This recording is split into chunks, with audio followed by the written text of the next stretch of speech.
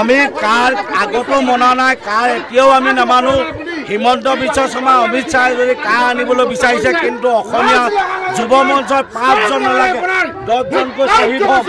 আমি এইকাৰণে কাৰ কেতিয়াও নামানো। আজি মুণ্ডন কৰিছোঁ, হিমন্ত বিশ্ব শৰ্মাই জনা উচিত মুণ্ডন কিহৰ কাৰণে কয়। মা দেউতা মৰিয়া বুলি নকয়, সেইকাৰণে হিমন্ত বিশ্ব শৰ্মা অসমীয়া জাতিৰ তেজ নাই। সেইকাৰণে আজি মুণ্ডন কৰি দেখাব বিচাৰিছোঁ অসমীয়া যুৱ মঞ্চ কিমানৰ লগত যাব পাৰে। হিমন্ত বিশ্ব শৰ্মাই জনা উচিত যদি কাৰ বলবৎ হয়, কিন্তু হিমন্ত বিশ্ব শৰ্মাই অসমত থাকিবলৈ নাপাব, বাহিৰত যাব লাগিব। কিন্তু শান্তি নহ'ব, কিন্তু বিজেপি চৰকাৰক আমি শান্তি হ'বলৈ দিয়া নহ'ব, স্পষ্ট কথা।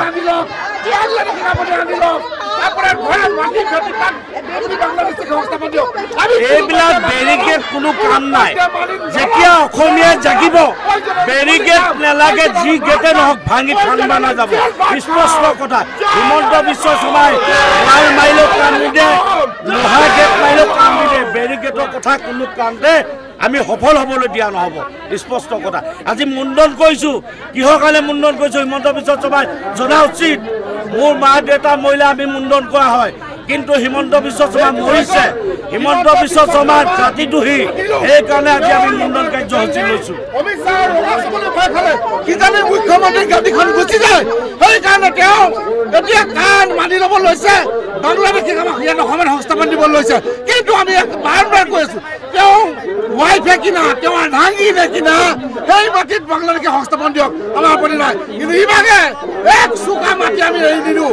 প্ৰয়োজনেৰে গুলি খাম, প্ৰয়োজনেৰে মাৰি দিয়ক, প্ৰয়োজনেৰে জেল ভাত খাম, কোনো পধ্যে মাটি এৰি নিদিওঁ, স্পষ্ট কথা।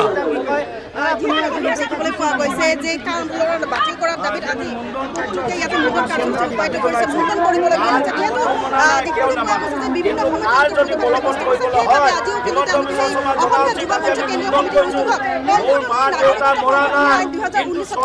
মঞ্চ কেন্দ্ৰীয় সমিতিৰ উদ্যোগত 2019 আমি কিন্তু কেতিয়াও মানি নলওঁ। কাৰ অসমত বলবৎ হ'বলৈ দিয়া নহ'ব। প্ৰয়োজন হ'লে গুলিয়াই মাৰক, এজন নহয় হাজাৰজন আমি মৰিবলৈ সাজু আছোঁ। অসমীয়া জাতিৰ কাৰণে আমি মৰিবলৈ সাজু আছোঁ।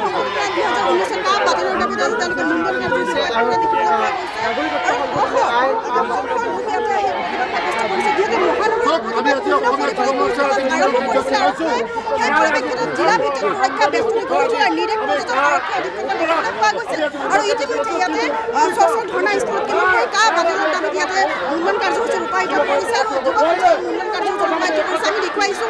এনেদৰে শ লোকে ইয়াতে মুণ্ডন কাৰ্যসূচী ৰূপায়িত কৰা দেখিবলৈ পোৱা গৈছে। তেওঁলোকে এটা কথা কৈছে যে যদি বাতিল নহয় তেনেহ'লে তেওঁলোকে পৰৱৰ্তী সময়ত এক দমকীয়া আন্দোলন কৰি তুলিব আৰু কোনোপধ্যে তেওঁলোকে নিজৰ মাটি এৰি নিদিয়ে বুলি তেওঁলোকে প্ৰতিবাদ সাব্যস্ত কৰিছে আমি দেখুৱাইছোঁ।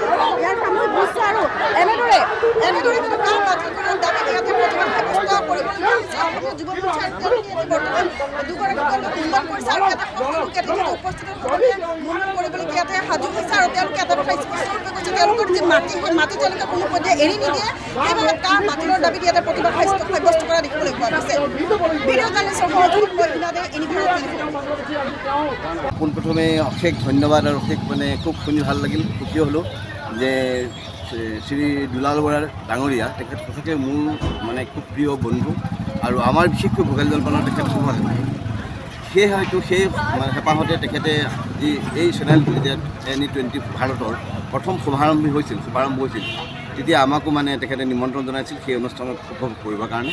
আৰু সেই সময়ত বহুতো বিশিষ্ট ব্যক্তিসকলৰ ক্ষেত্ৰত বহুতো IAS বিষয়া আৰু বিভিন্ন বিষয়াৰ গণ্যমান্য ব্যক্তিৰ উপস্থিতিত সেই অনুষ্ঠানটো শুভাৰম্ভ হৈছিল।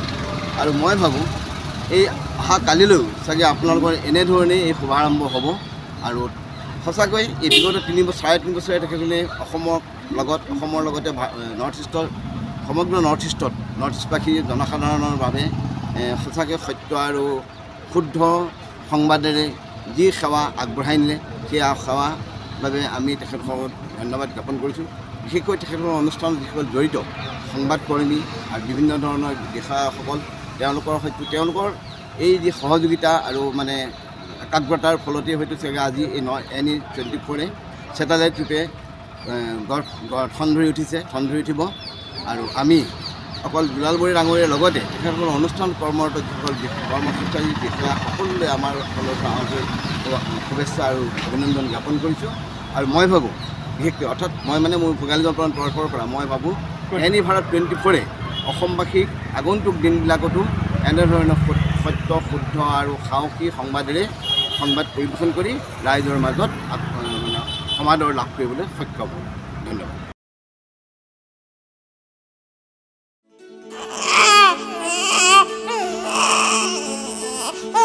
অভিনন্দন, আপোনাৰ এজনী ছোৱালী জন্ম হৈছে।